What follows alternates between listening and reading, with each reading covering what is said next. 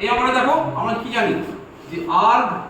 z minus z1 by z minus z2 যদি হয় alpha তাহলে আমার আর্গান ডায়াগ্রামে মানে এটা z1 z2 সো একটা সার্কেলের এখানে এই অ্যাঙ্গেলটা আলফা তাই তো পাতি কত যদি পাই বাই 2 হয় তাহলে ডায়ামিটার হয়ে যাবে প্লাস বাই পাই 2 হলে পুরো সার্কেল হবে প্লাস মাইনাস পাই 2 হলে পুরো সার্কেল হবে এই তো আচ্ছা এবার এখানে যা দিয়েছে সেটাকে একটু স্টাডি করা যাক কি দিয়েছে এটা একটা বস্তু আছে সেটা 6 3 আই মানে 1 2 3 4 5 6 দিয়ে 1 2 3 4 5 6 নি তাহলে এটা ধরো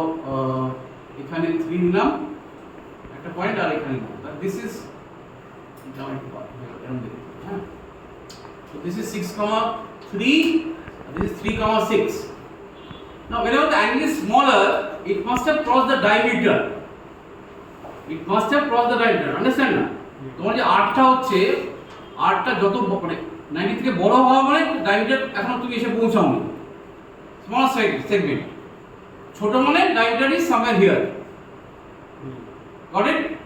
okay now this angle is said to be somewhere here the angle is said to be whatever the angle is pi by 4 if this is the center this fellow is double that of the circumference so it is pi by 2 এটা vertical হয়ে গেল এটা যদি 3 হয় এটা 6 হয়ে গেল এটা 6 হয়ে গেল 6,6 সেন্টার হয়ে গেল সেন্টারটা 6,6 হয়ে গেল তখন বাস ছিল এখন বাস নেই বোঝা যাচ্ছে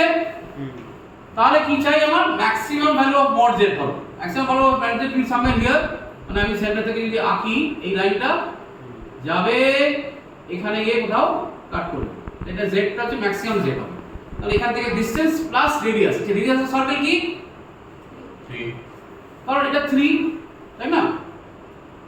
এটা যদি 6 হয় তাহলে 3 radius 3 so this distance plus 3 তাহলে এই ডিসটেন্সটা কত হবে রুট ওভার